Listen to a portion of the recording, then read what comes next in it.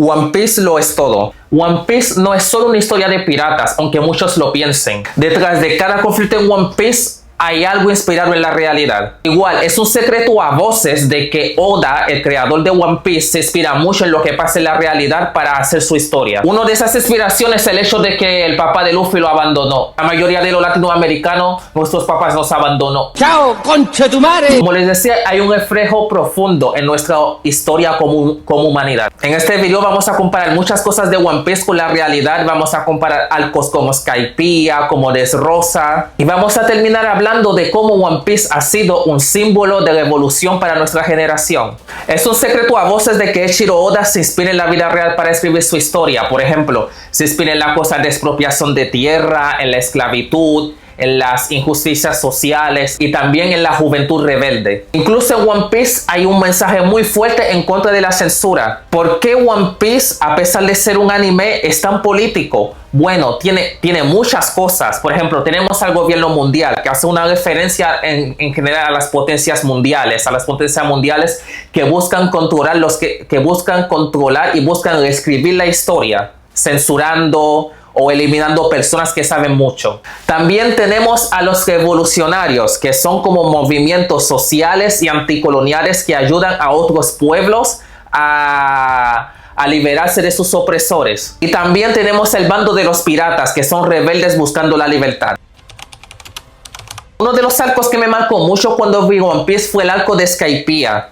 Porque cuando yo vi ese arco yo tenía aproximadamente unos 12 años. Y justo cuando estaba viendo el arco de Skypiea, estaba pasando en el colegio, me estaban dando un curso sobre historia, sobre la conquista de los españoles en Centroamérica y en Sudamérica, bueno, en Latinoamérica en general. Y yo personalmente, mi yo de 12 años, empezó a notar muchas similitudes de Skypiea con lo que yo estaba leyendo en mi libro de historia. Por ejemplo, tenemos a los Shandia, no sé cómo no me acuerdo cómo se pronunciaba, que es una referencia clara a los pueblos indígenas. También tenemos las tierras sagradas, que son tierras arrebatadas, haciendo referencia a la expropiación de tierras hacia los indígenas. También tenemos a Enel, que se define como Dios. Eso es una clara referencia de cómo la religión a lo largo de la historia ha usado a Dios para conquistar y velar por sus propios intereses. También tenemos el oro de Shandora, que es un claro ejemplo del saqueo que ha vivido Latinoamérica a lo largo de la historia de parte de los europeos.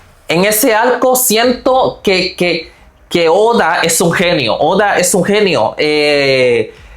Como que refleja la resistencia de los pueblos indígenas. La lucha de los Shandia me recuerda mucho a la lucha de los Mapuche, que nunca se dejaron domar por nadie y han luchado hasta el final, incluso hasta ahora. Ahora les voy a hacer un resumen rápido de la saga de Skypiea. En la saga de Skypiea, Luffy y su tripulación llegan a una isla del cielo donde se van a enfrentar a un enemigo muy poderoso que se autoproclama como Dios. Literalmente el buen llegó y dijo: uy, mira, yo soy Dios, y quien diga lo contrario me la chupa. Bueno, en él es un tipo que se autodenomina Dios, que gobierna con poder absoluto. Ahí descubren que el pueblo originario de ese lugar, que son los Shandia, suena como sandía, luchan para recuperar sus tierras arrebatadas hace 400 años. La historia mezcla una batalla épica, choques culturales y también un término importante que se introduce en One Piece, que son los poneglyphs. Si no me equivoco, creo que en esa saga aparecen los poneglyphs. Poneglyph conecta con la historia del siglo vacío, que ese tema lo voy a tocar más adelante en el video. Porque el siglo vacío es la verdadera historia del mundo que el gobierno mundial se ha encargado de censurar y borrar.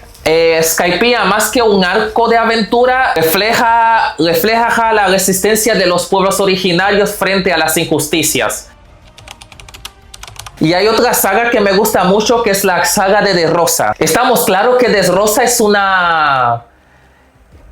un calco puro de España. Dressrosa, el villano principal, es Doflamingo, que es prácticamente un dictador. Doflamingo es uno de mis villanos favoritos de One Piece. La verdad, Doflamingo me recuerda a los dictadores como Trujillo, como Franco, como Pinochet. Algo que me llama mucho la atención es Sugar. Sugar es una personaje de One Piece que tiene el poder devuelve a las personas juguetes y como que esas personas desaparecen, no se acuerdan de la familia, nada. Es como si no existieran para la familia. Yo creo que es una clara referencia a cómo durante las dictaduras que se ha establecido en distintas partes de Latinoamérica y del mundo han desaparecido a muchas personas. Esas personas desaparecidas literalmente están siendo censurados y no escuchados. Después de Rosa concluye con la revolución del pueblo. Y literalmente esas cosas me recuerdan a sucesos históricos como la Revolución Francesa, como las independencias de distintos países de Latinoamérica. Y lo que me llama mucho la atención del arco de Rosa es que literalmente usan la opresión disfrazado de paz. La opresión puede disfrazarse de paz. Porque literalmente Doflamingo en De Rosa se hace pasar por un rey amado, mientras en secreto oprime al pueblo. Utiliza hijos para manipular, silencia y borra memorias a quienes están en su contra. ¿Eso no les recuerda mucho a alguna historia que han leído por ahí? Historias donde los líderes hacían que todo estaba bien mientras ocultaban opresión y torturas. De hecho, en Desrosa uno de los temas más importantes que toca es la manipulación de la memoria y de la verdad. Y literalmente el poder de Sugar, de quien hablé anteriormente, que le borraba la memoria a las personas y que le escribía una verdad totalmente distinta, hace una referencia a la dictadura que hubo en el Cono Sur, donde los que tenían poder reescribían la historia y hacían que generaciones crecieran sin saber la verdad. Incluso las personas que Sugar convertía en juguete eran esclavizados y sobreexplotadas. Igual siento que eso es un paralelismo directo con la esclavitud que hubo en Latinoamérica, pero también tiene una relación con los campos de trabajo forzados. De hecho, en De Rosa también hay un tema muy importante. Doflamingo no gobernaba solo. Doflamingo tenía vínculos con el gobierno mundial y usa su influencia como Yubito para mantener el poder. ¿Eso no les recuerda algunos documentos desclasificados de la CIA donde se menciona un plan que se llama Plan Cóndor, donde relacionaba distintos dictadores en Latinoamérica con Estados Unidos? Porque todas estas dictaduras fueron apoyadas por Estados Unidos. Y eso no solamente sucede en De Rosa, también sucede en Alabasta con Crocodile. Que Crocodile también se hacía como para ser un weón bueno, un weón simpático, y por debajo de ese weón tenía el medio plan maligno, y ese weón también era un chichibukai que tenía relación con el gobierno mundial. Bueno, les voy a hacer un resumen de De Rosa para la gente que no ha visto De Rosa. Bueno, De Rosa nos muestra la tripulación de Luffy enfrentándose a Don Quijote Doflamingo. A simple vista Doflamingo parece un rey querido, pero en realidad está manipulando a su pueblo. Convierte personas en juguete con la habilidad de Sugar y borra su existencia de la mente colectiva. Literalmente el poder de Sugar igual hacía que la gente olvidara quién era esa persona que convirtió en juguete. Y en De Rosa había un coliseo que eso lo usaba de distracción para entretener al pueblo. Al igual que mi papá utilizó comprar cigarrillos como distracción y se fue y me abandonó. Mientras Coliseo entretiene al público, el pueblo vive en opresión y esclavitud. Después Luffy se hace aliado de gladiadores, de Lotonata, que también son unos que viven ahí. Y Luffy lidera una rebelión que termina en la derrota de Doflamingo. Y One Piece tiene muchos arcos, de verdad tiene un montón de arcos donde habla de cuestiones sociales. Por ejemplo, tenemos la isla Yojin, que toca mucho el tema del racismo. Por ejemplo, en la isla Yojin los hombres pez y sirenas son discriminados por los humanos y muchos fueron esclavizados en el pasado por los Tenryubito. Para las personas que no saben quiénes son los Tenryubito son como seres celestiales que se creen Dios. Es como una monarquía prácticamente, son como una referencia como a los reyes de Inglaterra y cosas así. Y los humanos ven a los Gyojin como monstruos. Y mientras los Gyojin quieren tomar venganza contra los humanos por lo que le hicieron en el pasado. El trato hacia los Gyojin refleja el trato racista hacia los afros, hacia los indígenas, incluso hacia algunas personas del Medio Oriente o migrantes de distintas partes del mundo. Y la discriminación genera resentimiento que se hereda de generación tras generación. Por ejemplo, los Gyojin y sirenas esclavizados los vendían a los Tenryubito como esclavos y obviamente se transportaban por el mar. Esto recuerda mucho a los tráficos de esclavos que hubo en en el Mar Caribe. En el Mar Caribe estaban los mayores puertos de esclavos del mundo. Transportaban negros, indígenas, lo que fuera distinto al blanco. Y si no me equivoco, en De Rosa estaba la reina sirena que quería unir a los sirenas y a los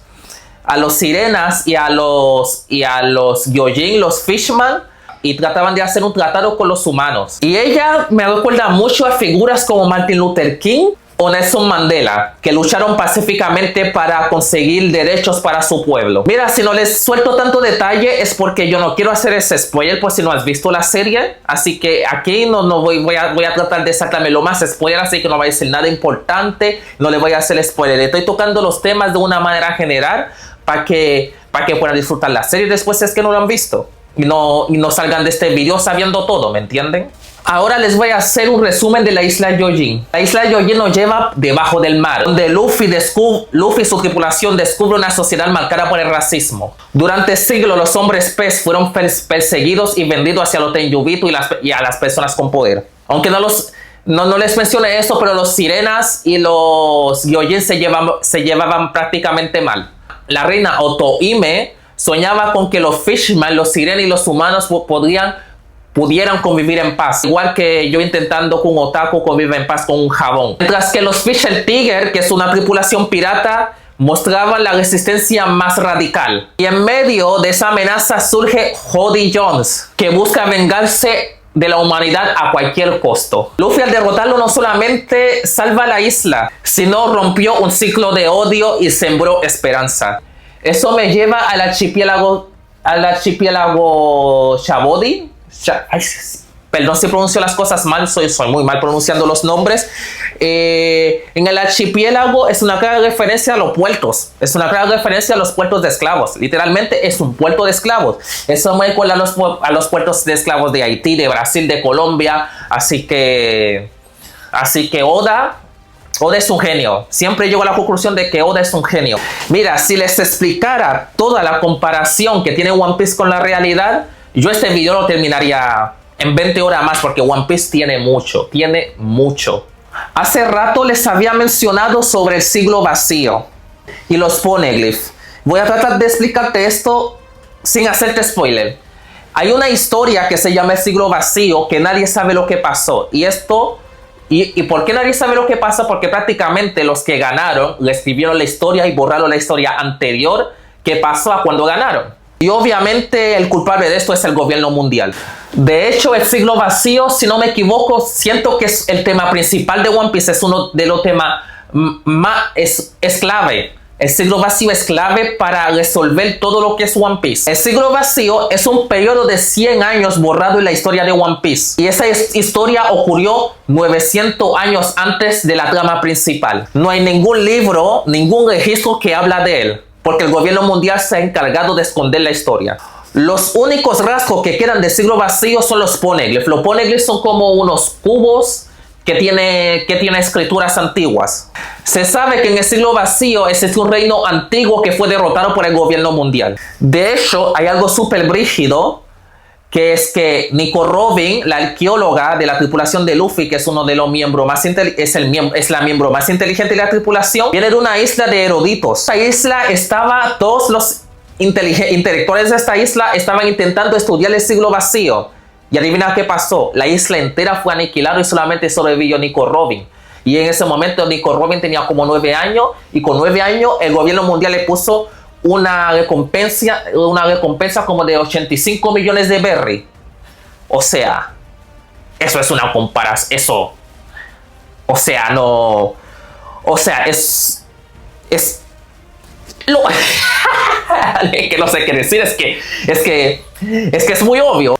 Eso es una clara referencia hacia la censura. Es que de verdad el One Piece es una referencia a la vida real. O sea, One Piece literalmente es la vida real hecho anime, weón. Y eso también nos enseña que al igual que la realidad, quien controla el pasado controla el presente. Porque según los europeos, Jesús era blanco, cuando en realidad por el lugar que viene ni cagando era blanco.